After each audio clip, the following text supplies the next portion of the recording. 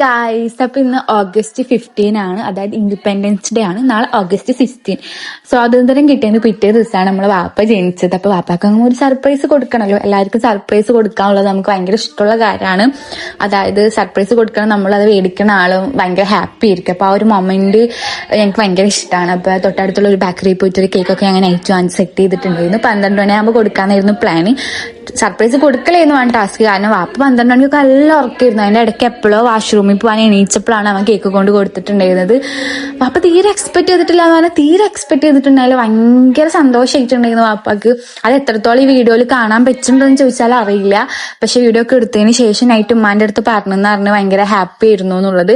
അത് കേട്ടപ്പോൾ ഞങ്ങൾക്ക് സന്തോഷമായി. കാരണം ഒരാൾ സന്തോഷിപ്പിക്കാന്ന് പറയണതല്ല ഏറ്റവും വലിയ കാര്യം. അപ്പൊ നമ്മള് അങ്ങനെ കേക്കൊക്കെ കട്ട് ചെയ്തു. അപ്പൊ ഈ വീഡിയോ ഭയങ്കര ലോങ് വീഡിയോ ആണ്. എനിക്ക് എവിടെയും കട്ട് ചെയ്യാൻ തോന്നിയില്ല. കാരണം ആ മൊമെന്റ് ഒക്കെ അതുപോലെ തന്നെ നിങ്ങളിലേക്ക് ഷെയർ ചെയ്യണം എന്ന് എനിക്ക് നല്ല ആഗ്രഹം ഉണ്ടായിരുന്നു. അപ്പൊ ഞാൻ അതുകൊണ്ട് തന്നെ 3x വീഡിയോ ഇട്ടിട്ടുള്ളത്.